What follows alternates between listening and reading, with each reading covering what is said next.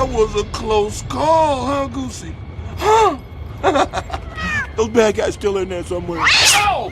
Deadeye Nick Fury, coming soon to a Monster Hunter near you! Ladies, gentlemen, and monsters of all ages, welcome one and all to a discussion about a particularly hot topic in Monster Hunter Deviants, and whether or not they should ever return in a future Monster Hunter game. Well, I'll happily give my opinion on that for you guys at the end, but in order to give you all the maximum context, why not talk quickly about each Deviant? And as a result, why not do it in some sort of, ranked list from worst to best? Lists are good. Lists are good. Lists are good. But seeing as there are a whopping 18 of these bad boys, we're gonna power on through here, so consider this more of a refresher than anything. Starting with number 18, Crystalbeard Uragaan.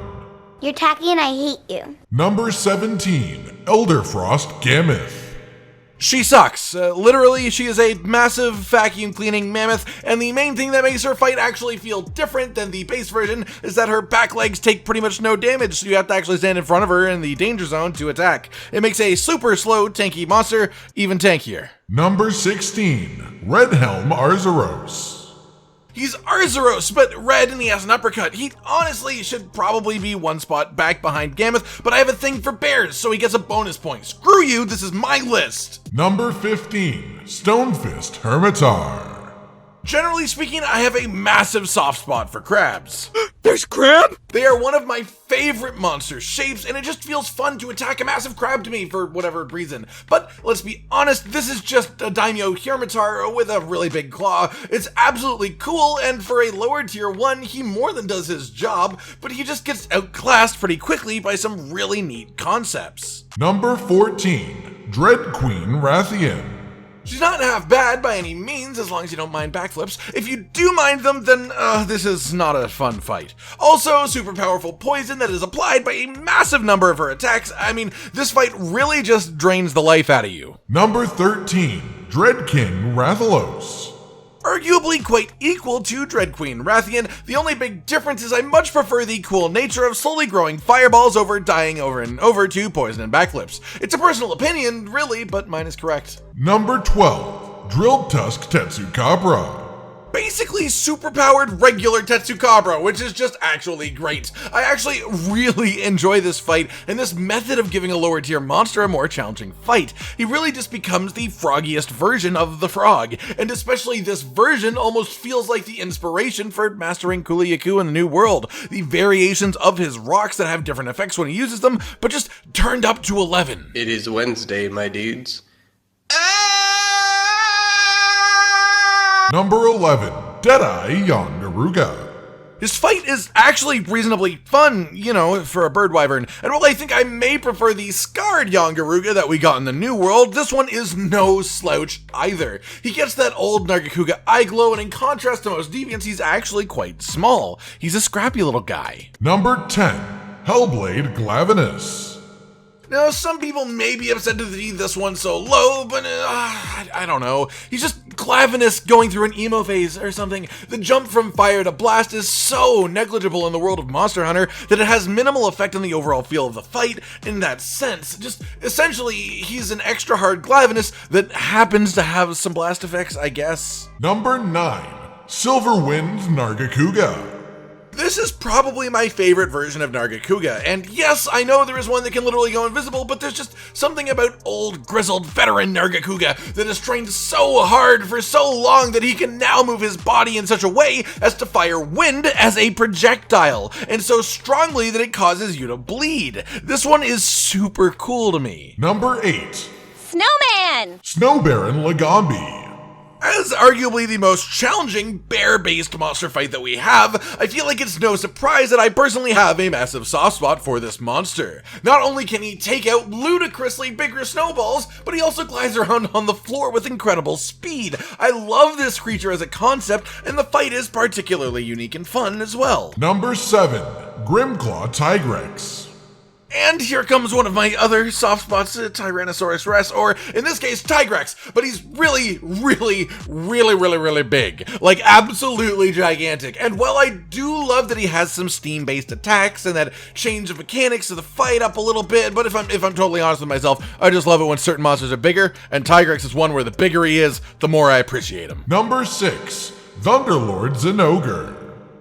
Now, first up, the color change, right? I can't get through Thunderlord without mentioning his colors, with the main blue of Zinogre turning into a nice emerald green for Thunderlord. This fight is very visually attractive to the eye. He gets a super duper charge mode and basically just becomes Zinogre past his normal limits while looking like Zeus himself. I am a golden god! Number 5. Razorcenatar.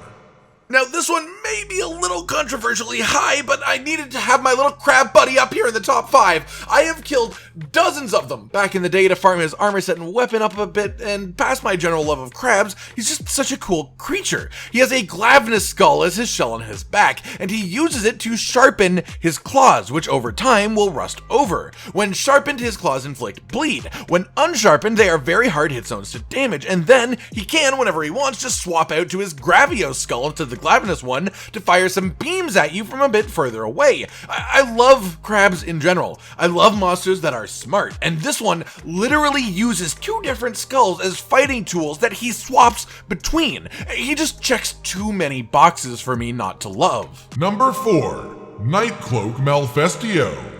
Another one who is extra cool because of their base monster. This is another example of a lower tier monster getting a nice big buffed up deviant that is a bit more of a fair fight with late game hunters. The Malfestio shape is both unique and awesome, but more than most monsters there is a very notable jump here. Where regular Malfestio has songs that put you to sleep, this one is much more stealthy. Therefore he goes from being a bard to a rogue, and I've always loved that line of thought about the creature, and it makes me like him even more. But hell, if you give me a uniquely shaped strong monster with cool mechanics, I'll enjoy it any day of the week, even Monday. Oh, I hate Mondays. Number 3. Boltreaver Astalos. And he almost feels like a given to me to be this far up, honestly. I mean, not only is he visually an absolute treat to fight, between his color swap to an electric blue, his beautiful Thunderhorn move, and especially the big bad black hole move that drags you in and you have to perfectly time a dive to avoid the damage, this fight is super fun and super interesting, and given that it has one of the only attacks in Monster Hunter to suck you inwards without dealing damage on top of all of that, he just has to be up here near the top. Number 2. Bloodbath Diablos. This may surprise some, but yes, Bloodbath is second for me, not first, but only because of what first is. Bloodbath himself is an amazing fight, tense from start to finish, and with so much added speed and variety that it makes every moment of the fight feel like you are genuinely in danger of dying. Not to mention, as you lower the health of the monster, it just gets stronger and stronger and stronger. It has more moves and more effects, and it makes for a super climactic ending almost every time that you hunt it. This is just an example of an excellent upgrade of a mid-tier monster to Elder Dragon level strength. Number 1. Soul Seer Mizitsune. Oh, come on, bubbles are awesome! Mizitsune is awesome! From the ground up, this pink, slippy, slidey Leviathan has had my attention. But add in that this one is basically Psychic Daredevil, having this nearly supernatural mental connection with its bubbles. If you get hit by one, he knows exactly where you are, and you are going to get dunked on. Otherwise, it is a manageable fight. It is one of the more unique overarching fight mechanics in the entire series, almost pushing towards bullet hell territory, asking you to focus far more on the dodging of these unpredictable projectiles than on actually dealing damage. And not only is the fight itself an amazing chase of pace in the series, but the actual concept of the Deviant itself is just perfect. I truly love this creature. He's the one. And now for the promised answer of whether or not we should get Deviants back. Of course. Why the hell not? They're just more monsters, more types of monsters, more variety of monsters. I never have a problem with that. However, I do think there is an interesting way to do this specifically that can make everyone happy. In my opinion, the greatest successes of the Deviant system were things like Rust Razor, Snow Baron, Drill Tusk, or Nightcloak Malfestio, which take relatively lower tier, weaker monsters and boost them up to be somewhat challenging fights even in that higher level gear. Take this inspiration and use it in post-release game DLC for future games. This is how you add more low-tier monsters to the game. Do something along the lines of adding regular Lagambi to a next-gen game after release, with a Snow Baron Lagambi with him, powerful enough to give a challenge to players in endgame gear. This type of idea, where you don't have to only add Elder Dragon level monsters to the game, but you still also provide a challenge for those who have farmed everything for 1,000 hours. That's my 2 cents on the matter, at least. We don't necessarily need things like a Thunderlords Ogre rolling around the place, but a Drill Tusk Tetsukabra type monster? Hell yeah, I'd be down for that. Alright everyone, I've been Cotton Dinosaur, and this has been all of the Deviants ranked, as well as my thoughts on their potential return for future games. Do you agree with my rankings? Do you like my thoughts on how to bring the Deviant system back? Like the video if you liked it, subscribe and hit the notification bell for more, and most importantly, ladies and gentlemen, until next time, stay sweet. This is the brand new outro to tell you all the things that you do that we love, so let's start with something simple and say, oh, we love your eyes when they're watching us play video games, when we make a bunch of jokes that are kinda lame, or when they gaze upon our failures as we try to kill the monsters or important news about the kingdom Animalia. Rage, Con, and Hollow are all here, talking about the things you want to hear, so if you want to be the first to hear, like and subscribe and the bell and we'll cheer. Some of you are patrons even though we are all the noobs and you're the pros, there's nothing we can do to thank you. No, really, there's nothing we could possibly do. Goodbye.